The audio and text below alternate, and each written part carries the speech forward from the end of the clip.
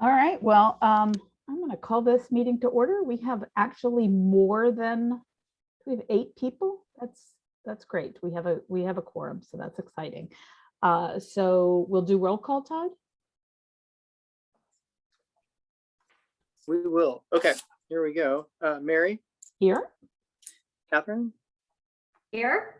Jeanette, Here. Ernest, Here. Jessica, Here. Wolfgang, Here. and I know Tabia is not going to make it. Andy Here. and Lindell. Here. And before we move on to our mission, I just wanted to introduce to you all Victoria Horrock, who is from the Legal Aid Justice Center, who's going to talk about a legislative proposal that will be coming before the General Assembly that we may want to have an opinion about. And Victoria, we won't put you off too long, but we just have a few bits of business that we have to get through first, if that's all right. So the next thing on our agenda is our mission that we recite together. So we will recite it together. Act as a strong advocate to justice and and equal opportunity by providing citywide leadership and guidance in the in the area of civil rights. All right. Next up, we have matters by the public. And I did have a brief statement to read. So we welcome comments and questions and commit on our side to listening carefully and thoughtfully to what we hear. Each speaker will have 3 minutes to speak. The commission requests that you refrain from engaging in personal attacks against staff or members. Please focus your comments and questions on matters related to human rights within the city. Webinar attendees use the raise hand function. Phone attendees use *9. And we have 2 people who are in attendance tonight. I don't see any raised hands at the moment. I will say we love to hear from matters of from the public, and we do have a second opportunity at the sort of end phase of our meeting for any other matters from the public.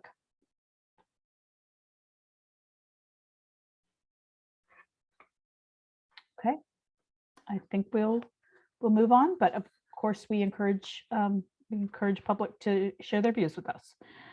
I'm going to skip by commission response to matters by the public and move right into approval of our minutes. So first up, we've got approval of the November 18th Human Rights Commission regular meeting minutes.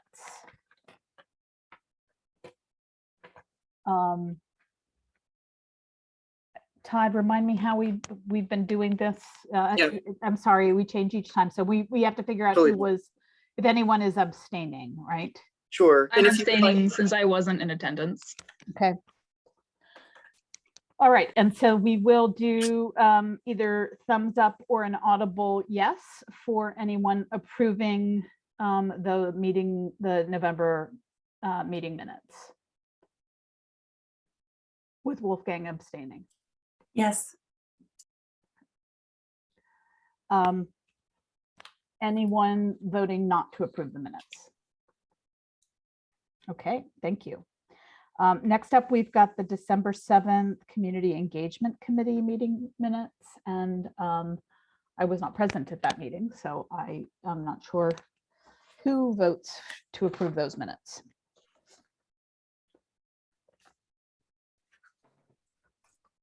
all those that were present, if you'd like to speak up, that would be fine.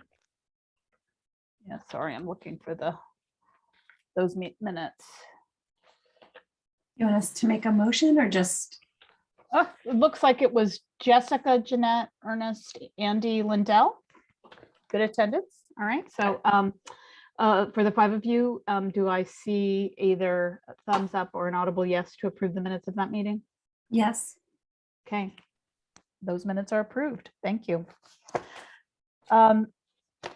Next up, we've got the chair update, and I don't have a huge amount to update. I did, as you know, send letters regarding the issue that Anna Mendez had raised with us, and I did also speak before the city council at the last city council meeting with regard to the treatment of Black employees and in support of the Jefferson Schools proposal for the disposition of the Robert E. Lee statue. I would say, you know, we're coming to the end of the year, and so, you know, it's in some ways it's a quiet time. I do want to circle back to this issue that Victoria is going to raise with regard to tenants' assertions, which she can describe a little bit later. You know, I think we mentioned at the last meeting that Todd and I and a number of other folks had a meeting with residents at Midway Manor to talk about conditions there. A number of residents, you know, were there and raised significant concerns about the sort of lack of repairs and other issues at the project. And after that, we had a discussion about having a public hearing on the conditions of housing in subsidized housing in the city. And so I've taken some actions related to that, including speaking to Victoria and others from Legal Aid Justice Center. I also talked to FAR, and I talked to Mary Carey at Midway Manor, and we have agreed that that there's enthusiasm for the idea of having a special hearing, not at the next Human Rights Commission meeting in January, but it would be kind of a special hearing specifically to hear from residents in any subsidized housing in the city of Charlottesville. We are currently sort of targeting the last full week in January. That I think it's the week that begins January 24th. We'd asked for kind of good times and days, and had heard that week kind of in the 6 o'clock in the evening range would work. So we are checking with the city on available times and dates. And I think there are, you know, lots of important things that we can hear about. One of them is related to kind of the fact that there aren't always the best or complete tools to deal with problems because cities, localities can't take certain actions to protect their residents. So Victoria will speak to that. The other thing I wanted to mention besides this upcoming hearing is the issue of the number of individuals who will be on the Human Rights Commission come January. We actually didn't get new applications for the commission, and several current members didn't apply for readmission. So we are in a kind of a challenging place. So I think I will end my update there and turn it over to Todd, because I know he's been looking at this, and it's an issue we definitely need to address as a commission. Thanks, Mary. Yeah, I can provide a little more detail on that. I was talking to Maxilia Robinson in the clerk's office today about that, because she's been updating me as to new applicants. And right now we would be down to 5 commissioners as of the 1st of March next year. But what I asked was, is there a chance for folks to reapply, because they basically open it up each quarter for new applicants if there are vacancies on boards and commissions. But we can also ask, council will make their decisions about appointments for all boards and commissions on the 20th of December. But we can also make a request, which I've already sent in, for a one-off appointment opening in January, it's basically a 30-day window for people to apply again, and then they would decide at the end of January who from the pool of applicants they receive. So in the meantime, if you have folks that you would like to see on the commission, or think that they might be interested, please encourage them to apply. And I will send out the information as soon as I know that the application is back and open again. I'm sure I will hear from Max after the 20th of this month on that. So just keep that in mind. And if you have any questions about that process, please let me know. And I see one hand raised, Lindell. Yeah, so how do we know whether the application was received? I didn't receive any kind of confirmation or anything when I put mine in, so Ooh, how good do to we know know. who? Yeah, no, I will ask Max about that because I don't know if our system, well, it clearly doesn't have a confirmation of I got a confirmation. So that's, Well, that makes me a little worried then that maybe Yeah. they didn't get mine. No, well, you were not on the list of people who did not apply. I'll say that much. So I Oh, think so, it has okay. been received. Okay, But So I'll mention that, yeah, if folks aren't getting that so confirmation. I do want to say, like, we really need to encourage people to apply, because in addition to wanting sort of a robust, diverse commission, you remember we discussed last time that we require 7 members to have a quorum, and we propose, and that will come before the commission again in January to change that. But if that is not changed, we will be unable to have a quorum under the rules because we actually won't have 7 commissioners. So that seems very problematic in many ways. So we need to fix that. So I think we can address that by the proposed change to the bylaws, setting out what a quorum is in January. But we should also encourage folks to apply in whatever kind of new timeline is available. Todd, will you let us know kind of when that's reopened? Most definitely. I will send out an email as soon as I find that out from Max, and that should be shortly after the 20th of this month. So keep an eye out for that. I see Wolfgang, you have a question. Yeah, I know we changed our bylaws this past year. To clarify, are we accepting individuals that do not live in the city limits but still have strong ties to the city? We are. Okay. Yep. And that's the ordinance rather than the bylaws. So yes. Yep. That is still in the ordinance, though. So that's a good thing. Yeah. And also to know the rules and procedures. I didn't bug everybody about this because I forgot that we needed to do like 5 days advance written notice in order to make changes to the rules and procedures per the rules and procedures. So I have dropped them in box with the amendments, not only about the quorum, but also about ad hoc committees versus standing committees, as well as the Martha's rules, which were never actually added into your rules and procedures. So all of that is in the box. I'll send a link to that so you can look at it. You'll have more than 5 days advance notice, so you can consider it for January's meeting. But just wanted to put that on your radar that we will be able to make those changes for the quorum that Mary was talking about. Other than that, you can look at the report, of course, in the agenda packet. I just noticing that in terms of numbers, which, you know, there's always a pile of numbers in the report. I think we are over already, not even at the end of the year, over 700 more contacts than last year. So it's a lot more, and we're just in November at this point. And yeah, I think last year our average was 5 per day, and now it's 11 per day. So it's gone up considerably, even more than 2019 when we weren't closed for the pandemic.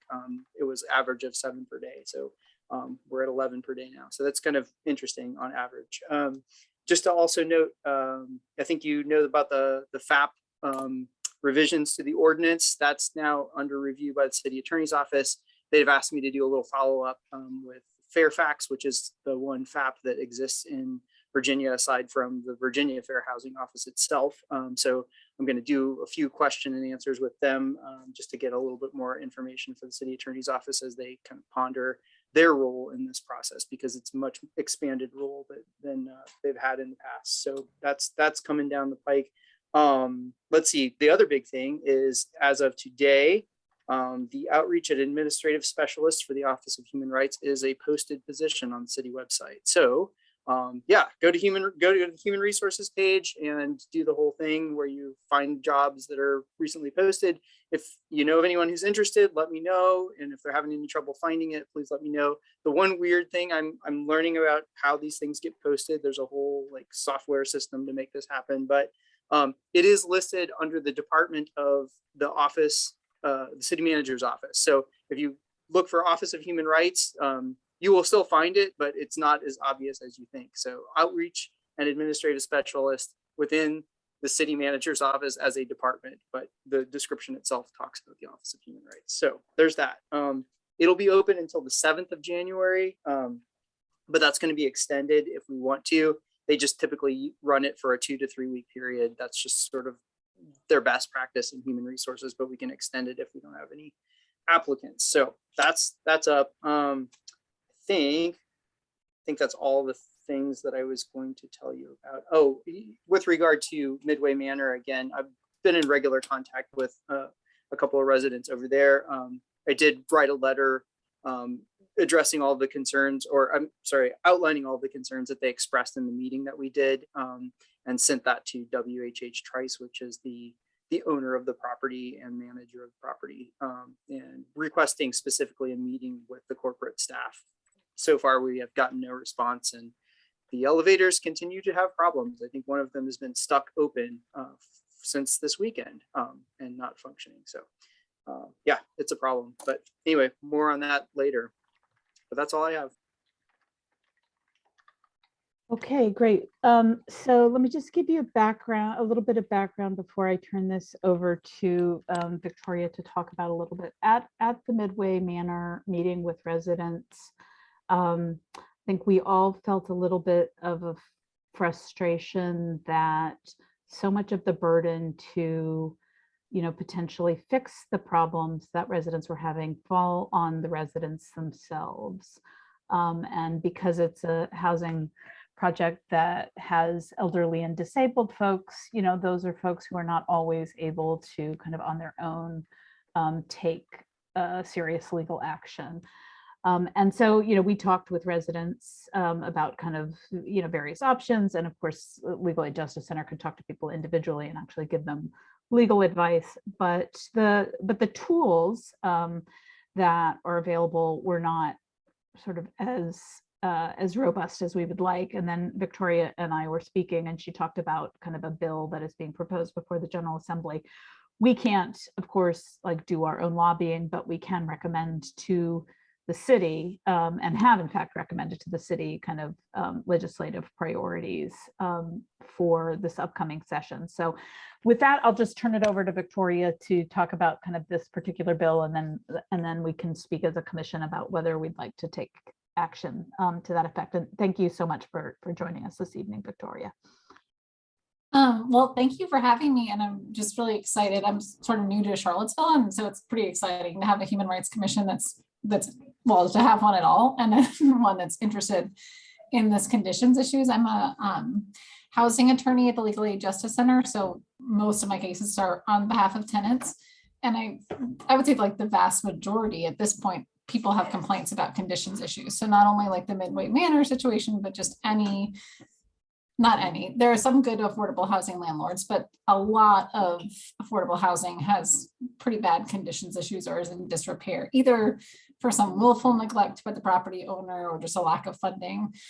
And as Mary was saying, that the tenants and our clients really face a lot of uphill challenges trying to get their landlords to fix those problems. I think it's hard to have that burden be on the tenants, and there's a couple different reasons for that. There's some logistical legal barriers for them, and then there's just sort of the fear of retaliation. They are afraid to sort of be the person who speaks up, who files a complaint, who files a lawsuit. We get questions all the time about whether you can file group tenants assertions, and a tenants assertion is the kind of claim you make when you're enforcing your lease or health and safety provisions of the Landlord Tenant Act against your landlord. And the answer right now is no, you can't do it that way. And that's really hard for tenants because they basically have to stick their necks out on their own to try to enforce the law against landlords who have much more resources than they do. There's two primary ways that tenants can enforce their lease or the provisions of the Virginia Residential Landlord Tenant Act. The first one is called a tenant's assertion, and it's basically you sue your landlord in general district court is the way it works. But there's a lot of barriers. You have to have given the landlord written notice, which often landlords ask you to call a maintenance line. So it's not the default thing that you gave them written notice. Often tenants will call the maintenance line for months before giving written notice to a landlord. Then you have to wait often 14 to 30 days for them to make the repair to see if they'll do it or not. And only after that are you allowed to file the tenant's assertion in court. And then you have to pay your rent into escrow into the court, and you have to be current on your rent. So even if you're you missed a light bill or a trash fee or something that was included in your rent, that would prevent you from filing this kind of claim.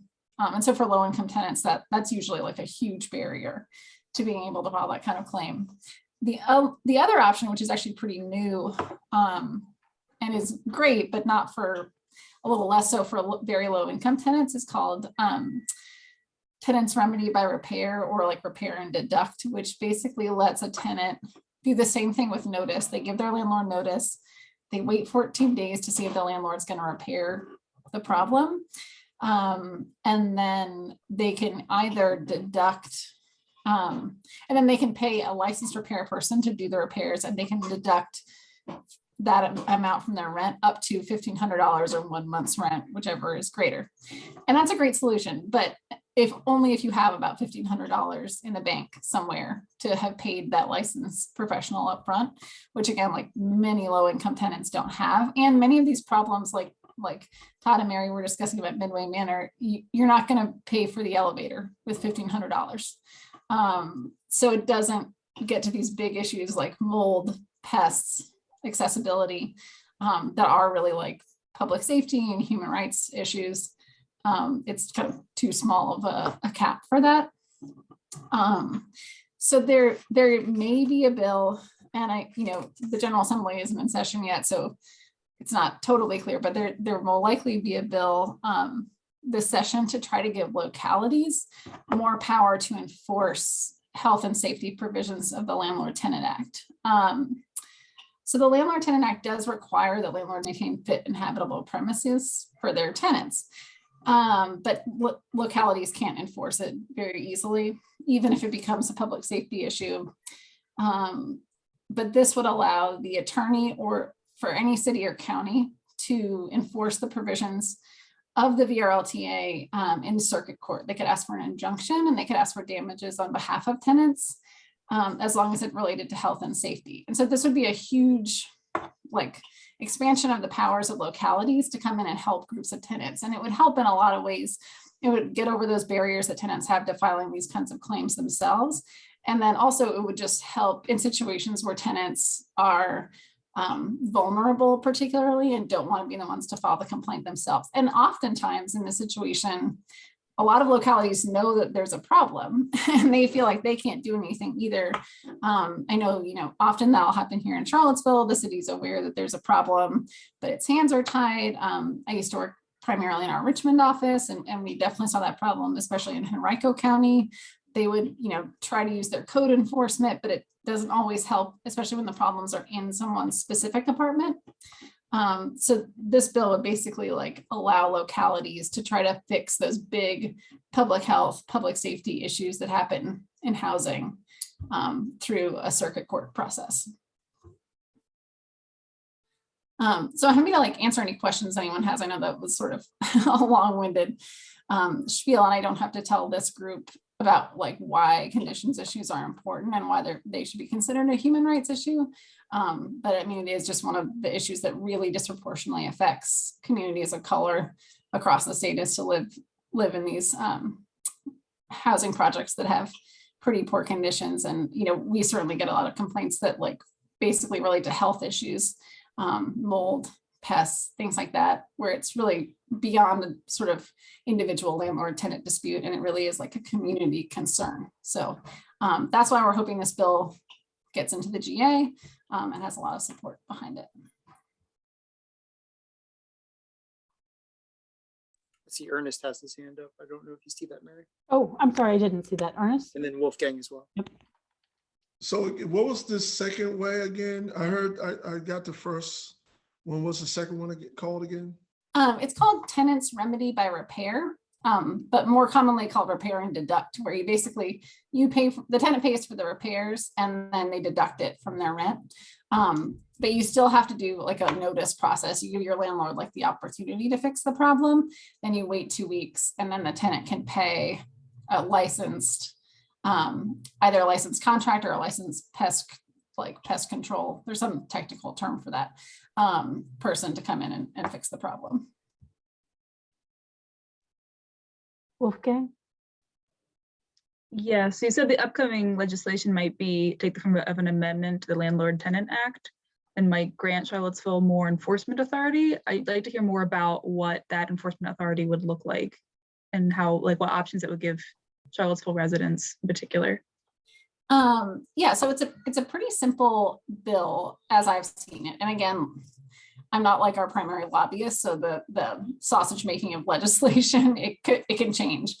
It may be proposed, it can change once it's in the legislature, but the copy that I've seen of what's being proposed is simple. It basically allows the city attorney, it would allow the city attorney for Charlottesville to bring a case on behalf of tenants or just on behalf of the city itself in the circuit court. And they could ask for an injunction or damages. That means they could ask like a court to order a landlord to fix problems, or they could ask for,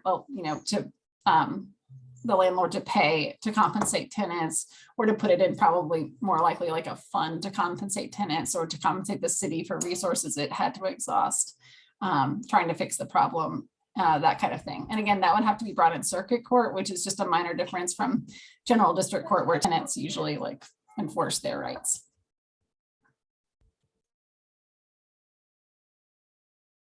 Is there, sorry, I have a follow-up question.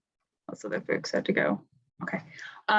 Did you see anything in the amendment related to like legal fees? Would this be provided by the city? I don't think there's anything specific right now, although I certainly can ask the folks who are like more working on the language about how legal fees would be apportioned. I mean, I think the city, it can only be enforced by the city attorney. And so I don't know what it would look like if they tried to hire like a private attorney to assist with it or anything like that. But there wouldn't be legal fees for the tenants involved. I don't know. I didn't see anything that suggested that they would get their attorney's fees covered in a successful suit. But that's something I could follow up on.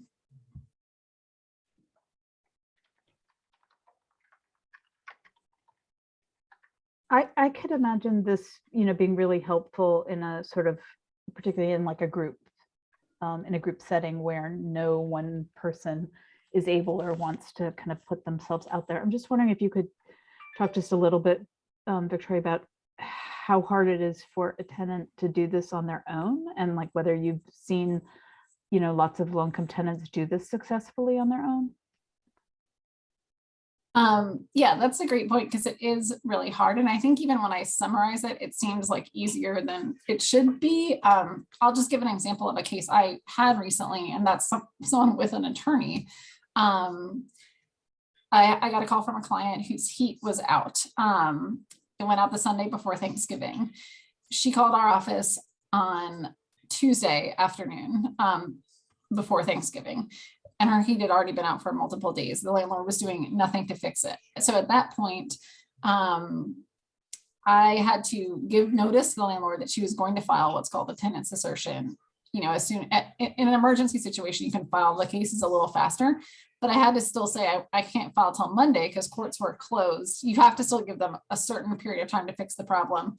So then I couldn't file till Monday because the courts were closed, and the landlord really didn't fix the problem over that entire time, and finally fixed it the Monday after Thanksgiving. So this family went an entire week without any heat in her apartment, and just some of the barriers involved there, not just like the holiday happening, but I had to give notice to the landlord, and it was one of those situations, and I think Charlottesville's a little better off than some localities because the landlords are known entities, but with a private landlord, unless you're dealing with a public one, you usually have to track down like the actual company that owns the building, which is very hard actually for tenants. That's a huge barrier for tenants filing these cases on their own. Is it the person they like know as the property manager? And sometimes even the person that they like get letters from isn't the actual owner of the property, and they need to sue the actual owner of the property.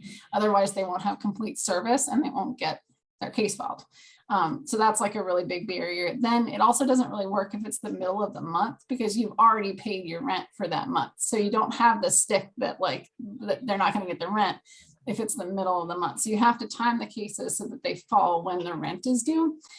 Then there's this issue of you have to be exactly up to date on your rent, and rent can include all kinds of fees that you don't think of with rent. That could include like any kind of utility fee, any kind of like parking fee. And so if you're late on any of those things, you're not going to be able to file the case. And then each individual general district court may have different processes for how to pay the rent into escrow.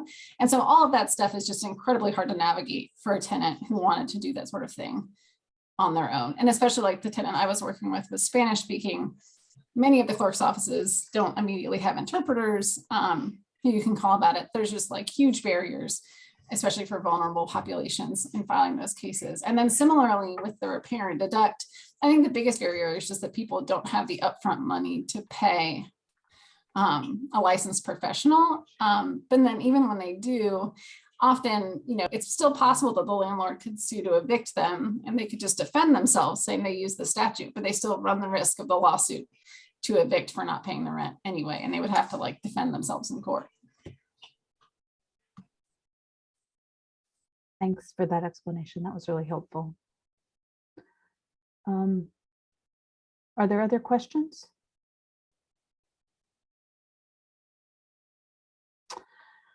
Okay, I guess we can move into discussion.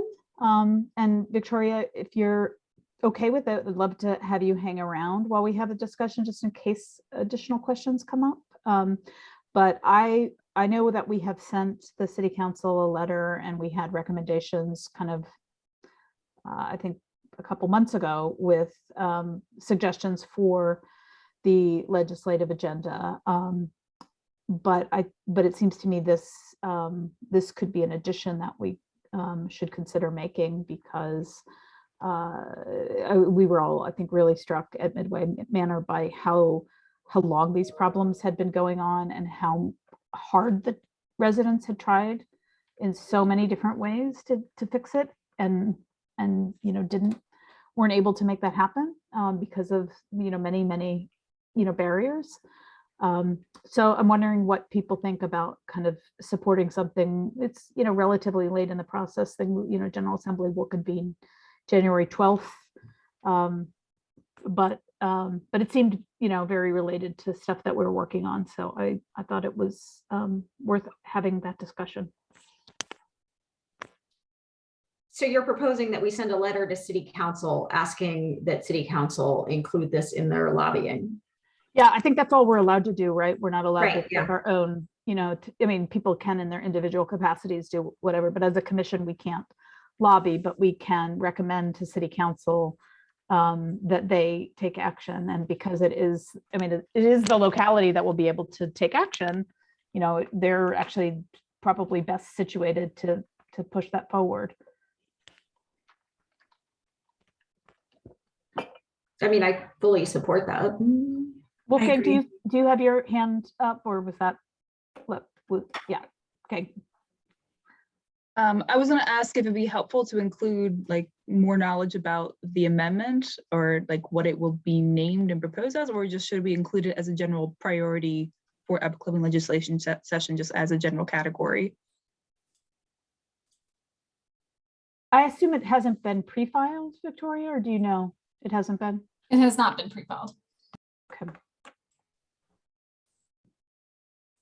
Do you think that you would be able to share the current version of it with us so we could describe it in you know, some detail?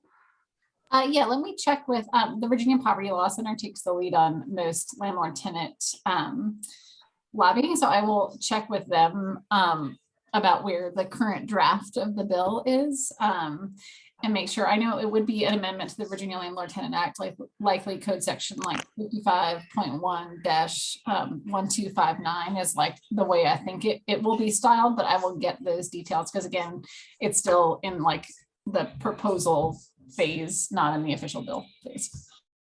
Okay.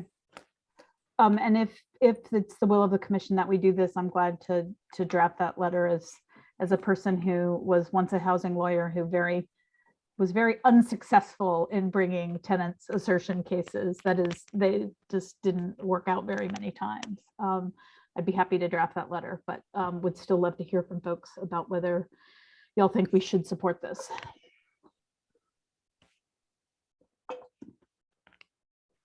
Yeah, I would be in support of it. And I really appreciate Victoria, you're sharing the information with us. All right, so we've heard several people, say that they'd like to support it. Are there, before I ask people to actually officially vote, are there any other questions or comments? Okay, then I'm going to ask you all to vote. Is that a Yes. question or comment? Yep. It is a comment.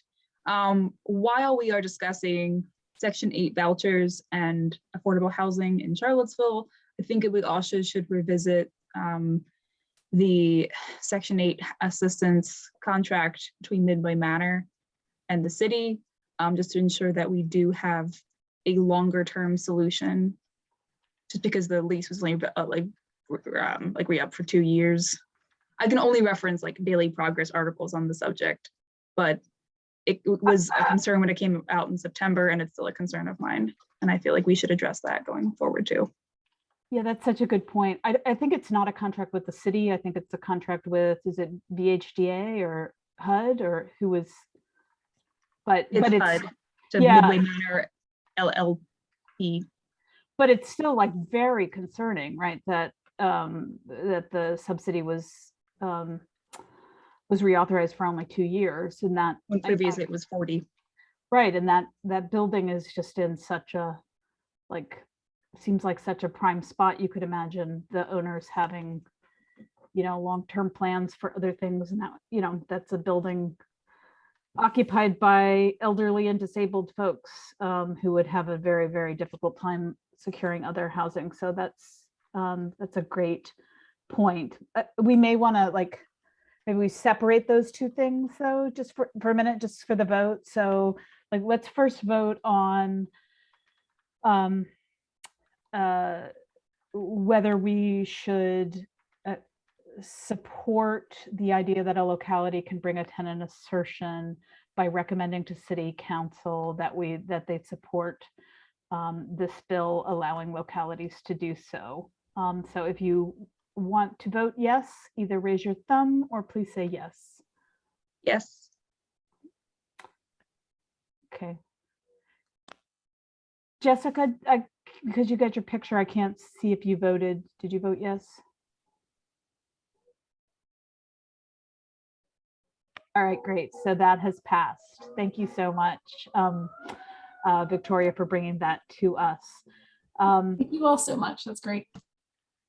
So just to take up the issue that you raised, Wolfgang, we certainly in talking about this hearing that we're planning to have at the end of January, we definitely were thinking about, talking about that issue. And we also really wanted, when I talked to FAR, they were very interested in making sure that city councilors were invited to that hearing.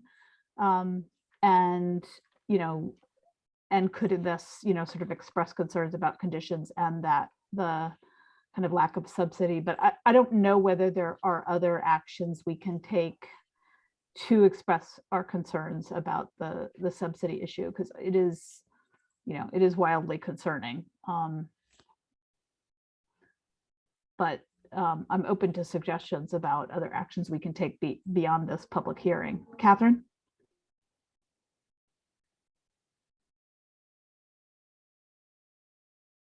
Sorry, I have no suggestion, but just a lot of frustration because I think a lot of the problem is the issue is not between the city and Midway Manor, which doesn't give us a lot of room to operate, right?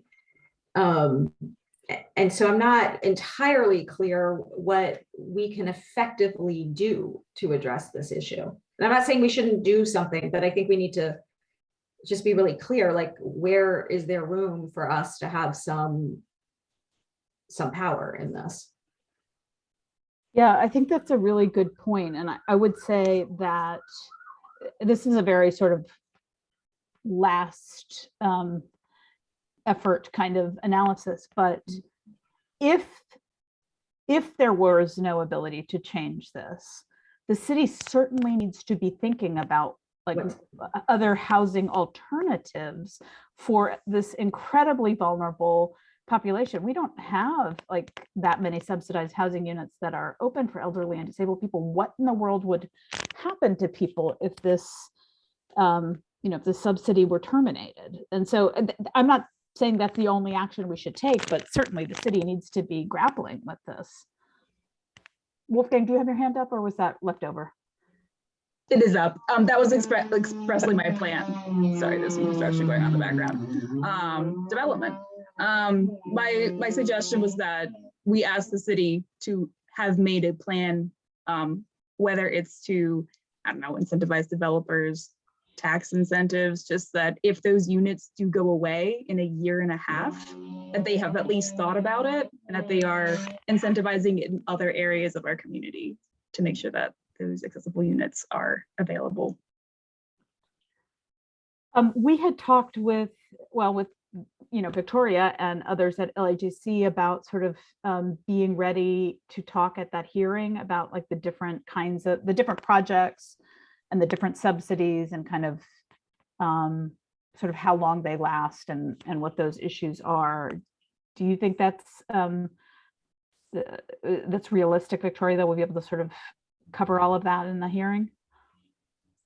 Yeah, I think we can make something up so that people can see it along with like being able to discuss it, because I think that's also a concern of ours. I don't think Midway Manor is the only property in the area that is facing like the end of its mortgage or the end of its subsidy contract. And I think, again, new to our Charlottesville office, we have like a database that we can just update of how long each of those contracts are for a lot of the like local subsidized housing properties. I'd also say that we've got another call coming up with FAR and LAJC, I think right after the first of the year. So if there's anybody else from the commission who's interested in kind of helping to think about and plan for this hearing, I'd love to include you all. I mean, I've tried to really, let FAR select days and times, and, they're much closer to residents and know what will work best, but it'd be great to have, anybody else from the commission who's interested in participating. Yay, Wolfgang, great. I'll send you I don't remember the exact time and date, but I'll send that to you right after this of the next scheduled phone call.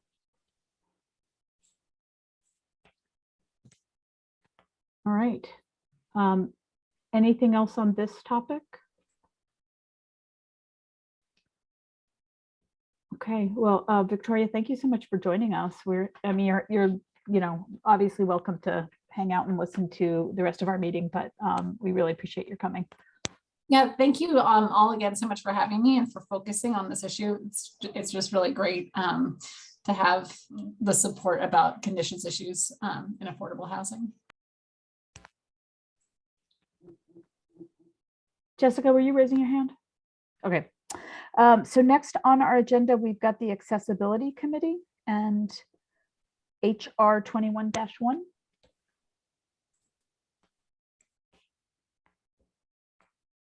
Who's that? That is just me at this point.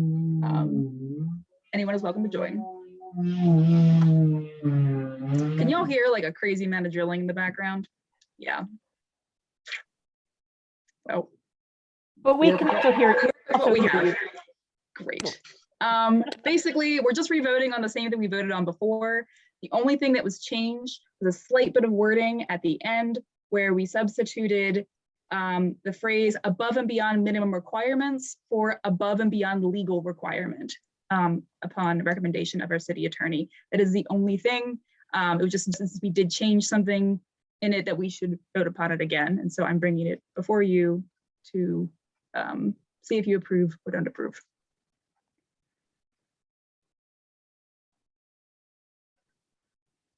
Should I do like a vote thing? Well, I was just going to ask if there were any questions or comments before we move on to voting. Thank you for working on this, Wolfgang. Yeah, I appreciate that. All right, well, we will have a vote. Anyone voting in favor of approving HR 21-1, please raise your thumb or say yes. Okay. Thank you very much. It is approved. Thanks, folks. I would just like to, can I just say one more thing about that? That I will write or draft a plain language version to give to you for the next meeting. Thank you, Lindell, for leading on that. That's great. Sure, no problem. All right, next up, we have the nominating committee updates.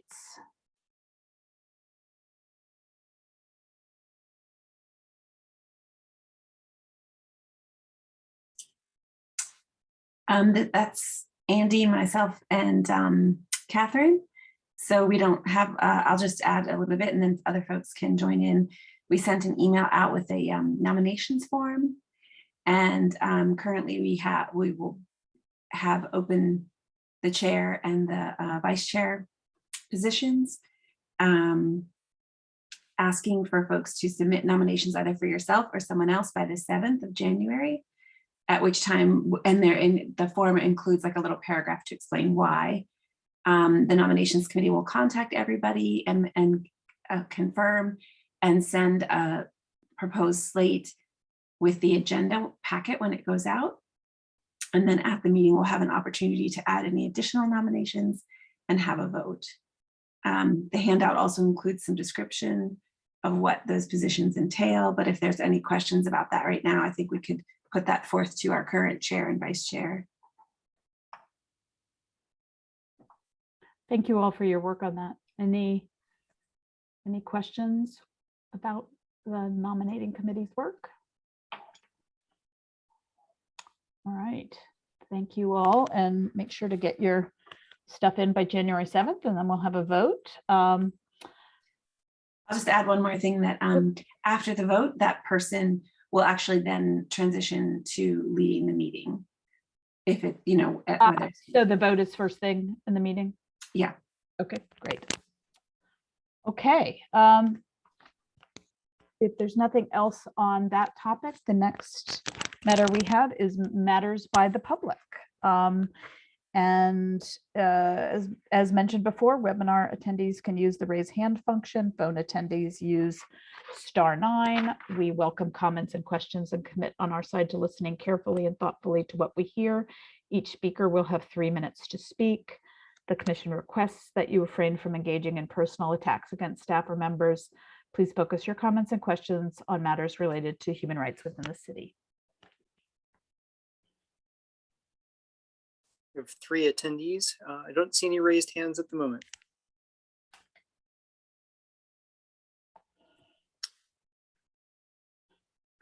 And we do have a raised hand, and I accidentally changed the view, so I can't see them, but hold on for a second, and I will, Ange, I'm going to allow you to talk. And thank you. Got it. Oh, can you hear me? Okay. I did have a question for the tenant, let's see what that was. I was taking notes. I had a question about who a tenant would contact to get involved with the process that I forgot her name now, goodness, the person that was speaking from the LAJC. Victoria Horick was her name. And just to clarify, do you mean who would you contact about like a specific? I can barely hear you. Oh, I'm sorry.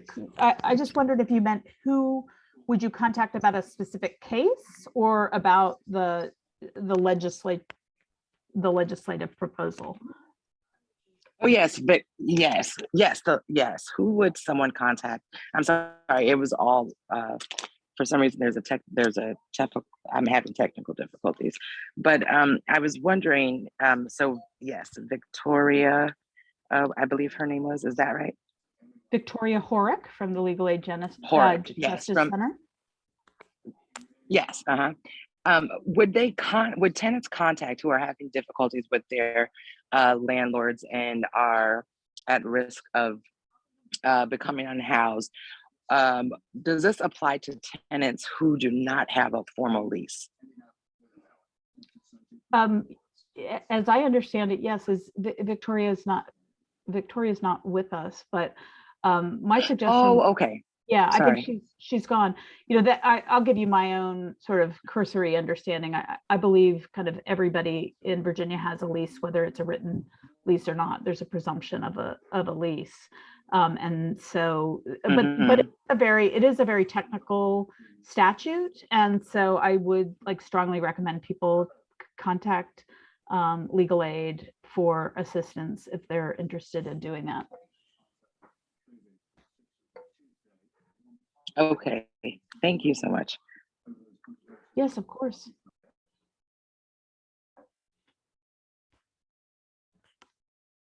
I don't have any other raised hands. Does anyone else wish to speak during public comment?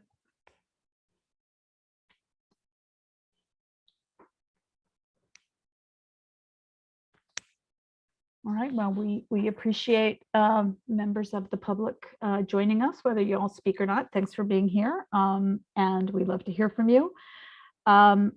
Do we have any commission response to matters by the public?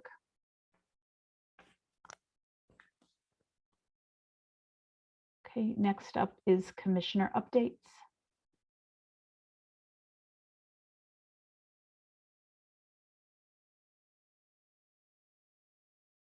Okay, Wolfgang. Just that I saw on the city website that the Charlottesville bus system is being extended for free fares for the next 4 years until 2026. That's good news for folks who want to use a bus. Yeah, that is good news. Thanks for pointing that out. Jessica, you have your hand up? Yeah, this is the quickest HRC meeting ever. Well, that's not my comment. Our community engagement did get to meet. And so I know we approved minutes, but we didn't get to talk about that. And so is it okay for me? Yeah, thanks, Todd. That's totally my fault. Thanks for catching that. I should have Yes, put you on please. the. We absolutely want to hear about that. So Okay. please fill us in. Okay, it's also my bad. It's been really busy and I haven't been able to be as attentive to you, Todd, to be like, please put that on there. It did, but it was last minute. Or Lindell did, it was last minute. So we did meet and we were thinking about ways to hear from the public. And so our plan we've put together, we actually like to administer a poll out to the public to see what of things of interest they would like. We would like to host something into the new year, date tentative. We want to hear first from the public of our listed topics, what they'd be interested in. So we like to have focus, so not just a broad, open-ended, bring us all the issues, but something focused very intentionally around a certain topic, being able to potentially provide an expert to come and talk about it, or have some educational and then have an open forum. And so Lindell and Jeanette have done the work of putting that poll together. And so we're just trying to we're waiting to hear from Todd about like how we can administer that out into the public. But that was like our first step. But I think we have a path forward. It was a very productive meeting. And I encourage those that weren't a part of the meeting that if you can go and read our notes. I just wanted to give a high level overview of what we discussed.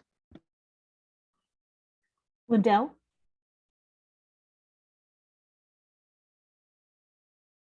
You're on mute. All right, thank you. I just put a link in the chat to the draft poll. And it's a little challenging to try to figure out how best to ask people. So if anyone has any comments or suggestions on that, that would be really helpful. But these were the topics that Jeanette had very kindly collected for us so that we could include it in the poll. I thought about doing some sort of, I don't know, grid and let people number things, but that just seemed really complicated. So I thought we'd just make it simple and go with pick the first 2 things that we should talk about, and then we would do more later. But I'm open to suggestions on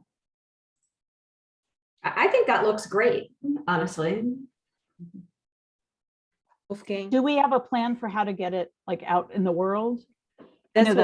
Yeah, I know you said Todd was working on that, but I'm just wondering if you have thoughts about that. That seems like really important, but also challenging. Yeah, so Wolfgang had their hand raised. Okay. It was not about the poll, so I can table it.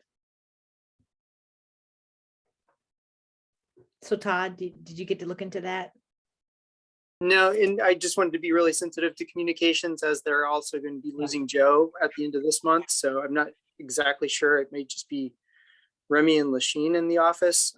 Remy's here with us this evening. So I want to be really sensitive to like what they're capable of. So I haven't actually done that outreach, neither for the housing meeting in the week of the 24th of January, nor the proposed town hall in February. So I'm going to ease into that. I did actually send it to them initially, and I got a response like, yes, we're interested. And then like right after that, I got the email that Joe was leaving. So I was like, I will wait for a moment. So I will do that outreach, but and have an answer for you. Okay, Wolfgang, you want to circle back to your? Yes, I don't know why I just raised my hand again. So question 4, are we allowed to, if we do open up the commission, like, hey, join our commission, whatever it's called, having a brain lapse. Can we promote that on our own channels? I wasn't sure what our reach is currently, or if we're able to promote city opportunities through our own channels. Just let's do that. You mean like put it on your own Facebook? Yeah, we could do that, right? There's If it's publicly posted, I don't see why we couldn't just, repost it. Yeah, and you'll want to wait till we repost it again if you're talking about the commissioner position, because it closed as of 5 p.m. today. So it will likely open up again after the 20th, but maybe I'll just send that as an email and then you can do what you will with it to get it out there. That would be wonderful. Thank you.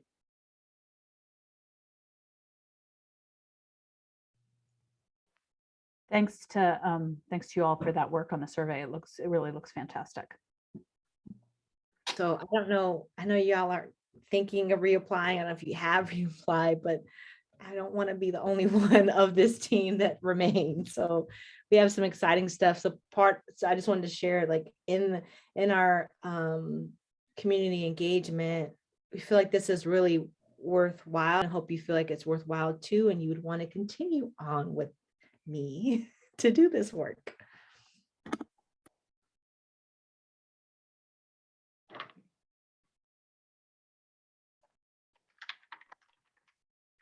We must be in the like pre-holiday, efficiency moment, because this is the shortest meeting we've ever had. Are there other commissioner updates or issues that people want to talk about? We just all want to go over to Ernest's house and drink eggnog because he is like ready, ready to go. Sweater, check. Curtains, check. Everything's amazing. Yeah, it really.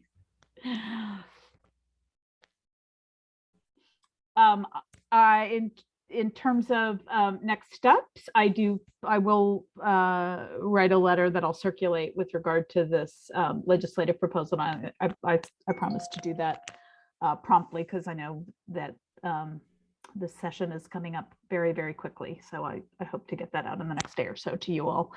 Other next steps, Wolfgang? Are we doing a retreat this year? We always do a thing in January. January? I thought it was February last year. We do a thing in the early-ish part of the year. Are we doing one this year?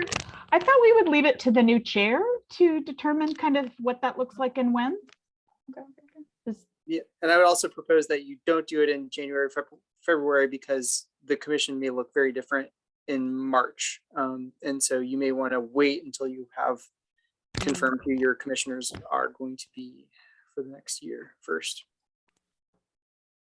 So we should at least put that on the agenda for discussion in the January meeting.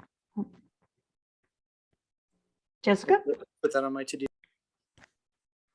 Lowell is the one that says the emotional things, but I think I just want to say it's been a pleasure to work with all of you guys. I know we're not all leaving today, but I know we're ending the year, about to enter into a new year. And so I just want to personally say it's a pleasure to work with you guys. I'm glad for the work that we do. Shouts out to Molly for live tweeting us. I really appreciate you when you have the opportunity to do that. It is amazing. So it's a pleasure to work with you guys, and I look forward to continue this work in the new year. Well said, and I agree. I agree. Y'all are fantastic, and let's get some more fantastic people. Woohoo! All right, if there's no additional work, then you guys will get an extra hour of your life. There's lots to do on the work in the world of human rights. So we'll come back in the new year, raring to go with lots and lots of work to do. So thanks, everybody. Have a good Okay, evening. thanks. Okay. Good night, everyone. Everyone. Good night. Happy New Year, folks. Yep, Bye. bye.